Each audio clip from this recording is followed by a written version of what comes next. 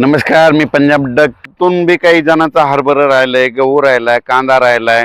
तर त्या सर्व शेतकऱ्याला सांगू इच्छितो की तुम्ही काय करा, 30 मार्चच्या अगोदर तुमचा असं गहू असेल, हरभरा असेल, कांदा असेल काढून झाकून घ्या. कारण की राज्यामध्ये परत मार्च एंड म्हणजे 30 मार्च, 31 मार्च, 31 मार्च, 1 एप्रिल आणि 2 एप्रिल या 4 दिवसामध्ये परत एकदा अवकाळीचं सावट राहणार आहे.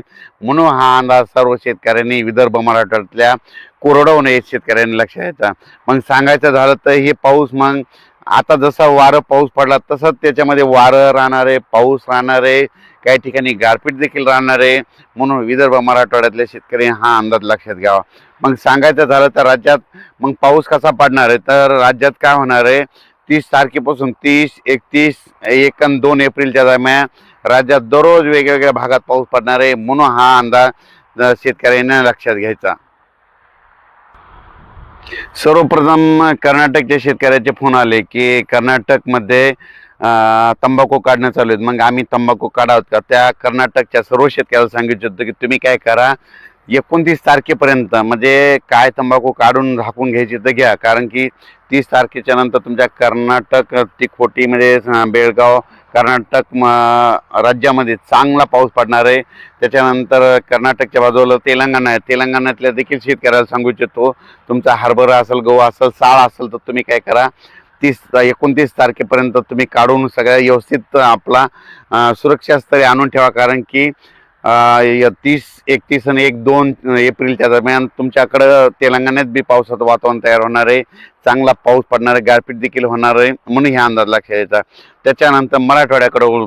मराठवाड्यामध्ये वर्धा जिल्हा, नागपूर जिल्हा, भंडारा जिल्हा, यवतमाळ जिल्हा, त्याच्यानंतर गडचिरोली, चंद्रपूर, त्याच्यानंतर यवतमाळ, नांदेड, हिंगोली, वाशिम, परभणी, त्याच्यानंतर अकोला, अमरावती, अकोट, वर्धा, अकोला, अकोट, अमरावती, त्याच्यानंतर बुलढाणा जिल्हा, जळगाव जामोद, जळगाव जिल्हा, नंदुरबार जिल्हा, धुळे जिल्हा, त्याच्यानंतर संभाजीनगर, अहिल्यानगर, बीड जिल्हा, जालना जिल्हा, परभणी जिल्हा, त्याच्यानंतर लातूर जिल्हा, धाराशिव जिल्हा.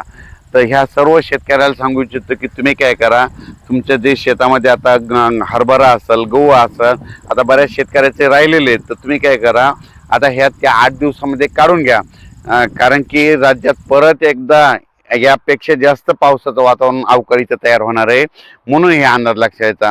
कारण की आता बऱ्याच शेतकऱ्यांचं पीक आलं घरी, काही जणांचं आणखीन राहिलेलं आहे. तर याच्यामधून देखील तुम्हाला एक सांगू इच्छितो की तुम्ही 30 तारखेच्या आत काढून घ्या. आणि त्याच्यानंतर काय होणार आहे, आता 25 आणि 26च्या दरम्यान राज्यामध्ये थोडं वातावरण खराब होणार आहे. पण ते नांदेड जिल्हा, लातूर जिल्हा ह्या 2-3 जिल्ह्यामध्ये थोडं वातावरण खराब राहणार आहे. म्हणून काही एवढं काही घाबरायची गरज नाही. 25-26च्या दरम्यान 25-26ला देखील महाराष्ट्रामध्ये आभाळ येणार आहे, पण तेवढं काही घाबरायची गरज नाही. पण राज्यातल्या शेतकऱ्याला म्हणजे विदर्भ मराठवाड्यातल्या शेतकऱ्याला सांगू इच्छितो, तुम्ही काय करा की 30 तारखेच्या आत तुमचं गहू असेल, हरभरा असेल, कांदा असेल काढून झाकून घ्या, कुटारं झाकून घ्या. म्हणून हे लक्षात घ्या.